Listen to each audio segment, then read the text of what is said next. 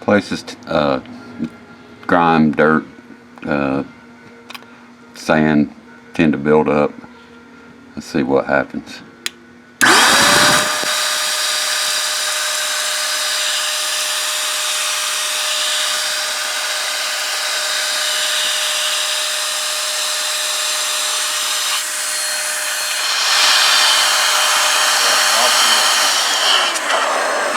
Well, lost the light, but you get the idea. A vacuum wouldn't work as well. I tried. It didn't want to suck it out. It pulls little things up. That's where you see some of that green foliage that was down in there. It would pull it up, but it wouldn't pull up that sand. But this here just blew that out pretty good. Let me see if I can get a light back on that. I've only got one hand. I didn't bring the tripod with me, so the camera's in my right hand. I got a light in my left hand, but yeah, maybe you can see in there and see how much cleaner that is now. It's blowed most of all that dirt out. The other side's even worse, I've noticed. But I just discovered that when I was cleaning under here. Oh, by the way, while I'm under it, I have gotten quite a good bit cleaned up under here, as you can probably see, I hope. Like I said, I ain't got the tripod set up and I can't get up under here too well. But I got from the rear seat floor pan there back pretty much all cleaned up really well, I think. Much better than it was. It was all just really road grime, just the, well, now out here, you know, there's some maybe you can still see. But I got, you know, a heck of a lot of it.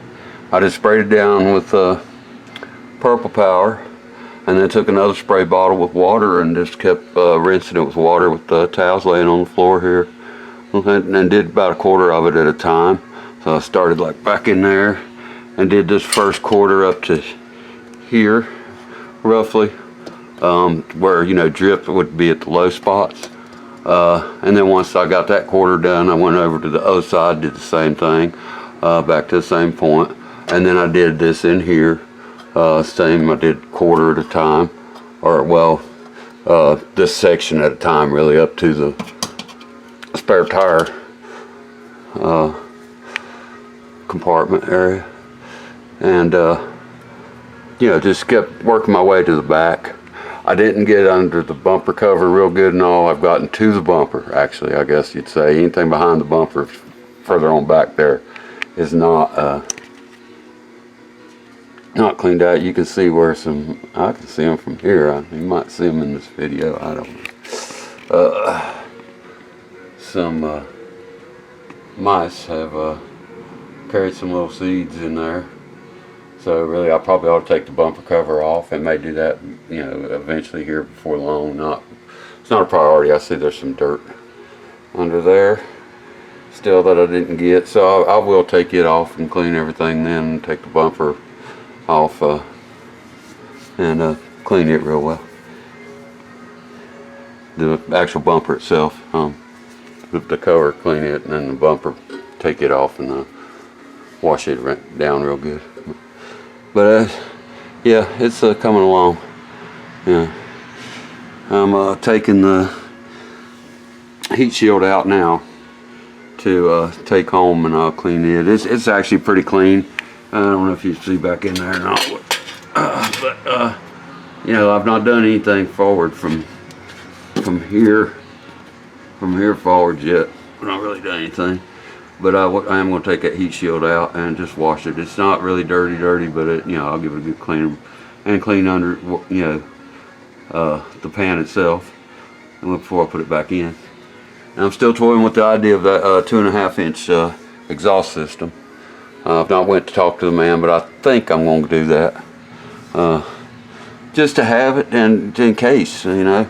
I mean, I don't think I'll ever do a turbocharged, but I can't say never. I've had a turbo car before, and I love it. Renault Fuego turbo.